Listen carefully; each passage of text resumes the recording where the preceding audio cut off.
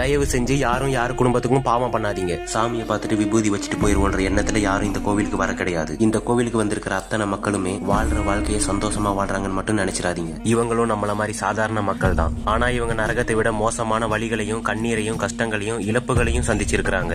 இந்த பில்லி சூனியம் செய்வனையால பாதிக்கப்பட்டு அகால மரணம் அடைஞ்சிருக்காங்கன்றதும் மறக்க முடியாத ஒண்ணு. மாந்திரிகன்ற ஒன்ன தப்பான முறையில பயன்படுத்தி ஒவ்வொரு குடும்பத்தையும் நாசம் பண்றாங்கன்றது உங்கள பல பேருக்கு தெரியாது. வர்றது வரட்டும் பாத்துக்கலாம்னு சொல்லி அசால்ட்டா இருந்தீங்கன்னா முதல்ல உங்களோட நிம்மதி போகும். அதுக்கப்புறம் உங்களை விட்டு எல்லாமே கை நழுவி போயிடும். உங்க பொருளாதாரம் எல்லாம் லாஸ் ஆகி கடன் வாங்கி உங்க வாழ்க்கை கழிக்கணும்னு சொல்லி மாந்திரிகத்துல சக்கரத்தை அடிச்சுட்டாங்கன்னா இது வரைக்கும் நிறைய கடன் வாங்கி இருப்பீங்க. அந்த கடனை உங்களால கட்டியிருக்க கூட முடியாது. ஊருக்குள்ள தேவையில்லாத கெட்ட பேரும் உங்களுக்கு வந்து போயிருக்கும். ஒரு விஷயம் என்னன்னா ஆன்மீகத்துக்குள்ளலாம் அவ்வளவு சாதாரணமா உள்ள வந்துடவே முடியாது. ஃபைனலா உங்களுக்கு எவ்வளவு பெரிய பிரச்சனையா இருந்தாலும் சரி வர அமாவாசை அன்னைக்கு இந்த சூலாயுதம்மன் ஆலயத்துக்கு நீங்க போயிடுங்க. மக்கள் நலன் கருதி நாங்க இந்த ஒரு விஷயத்த சொல்றோம். மறக்காம இந்த வீடியோவை 4 பேருக்கு ஷேர் பண்ணுங்க. உங்களால 4 குடும்பம் நல்லா இருக்கும்னு நம்புறோம். இந்த கோவிலோட அட்ரஸ் எல்லாம் கமெண்ட் பாக்ஸ்ல ஃபர்ஸ்ட் கமெண்ட்